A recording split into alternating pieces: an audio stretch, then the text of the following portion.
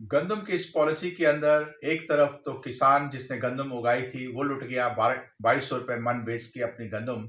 लेकिन उसको जो है मुनाफाखोरों ने उसी 2200 की गंदम को जो 1800 में भी उन्होंने खरीदी थी लेकर, और आज 5500 रुपये मन के हिसाब से गंदम का रेट पहुंचा दिया है।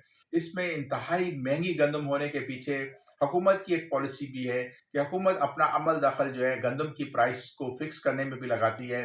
पिछले साल आपकी जो गंदम खरीदी गई थी वो 2200 रुपये मन की थी।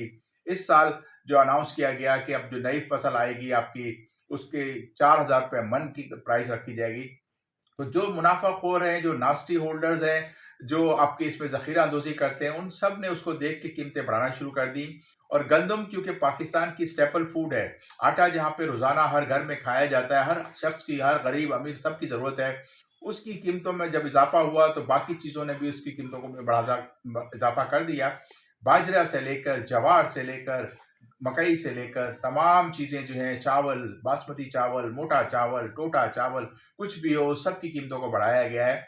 हुकूमत को चाहिए कि ये पॉलिसी जो अनाउंस आपने जारी रखी हुई है, इस पॉलिसी को ख़त्म करें और इसको ओपन मार्केट कर दें, और उसमें साथ में जो इसके अंदर ट्रेड करना चाहते हैं, जो फ्लावर मिल्स हैं, जो स्टेक होल्डर्स हैं, सप्लाई चेन में इन्वॉल्व हैं, उनके लिए एक ऐसी पॉलिसी लेकर आए कि जिसमें आपके स्टॉक जो पाइल जो आप रखते हो, वो आपको खरीद के ना रखने पड़े, बल्कि वो इन्हीं लोगों के हों जिसने गंदम खरीदनी है, उसका जो है एक कुछ अमाउंट फिक्स कर दिया जाए कि वो पास्को के गोदामों में रखा जाएगा।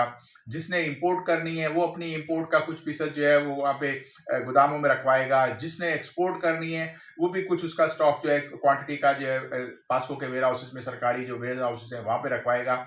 इस तरह से एक ऐसी पॉलिसी बनेगी कि स्टॉक पाइल भी मुल्क के अंदर, क्योंकि हुकूमत के लिए सबसे बड़ा ज़रूरी यही होता है कि खाने पीने की चीज़ों को, वो जो स्पेशली आटे को जो है वो रखने के लिए वो अपना अमल दखल करती है, तो उससे गंदम के बफर स्टॉक्स भी बिल्ड हो जाएंगे। हुकूमत का 1 रुपया नहीं लगेगा, बल्कि उसके वेयर हाउसेस में उसको किराया मिलेगा।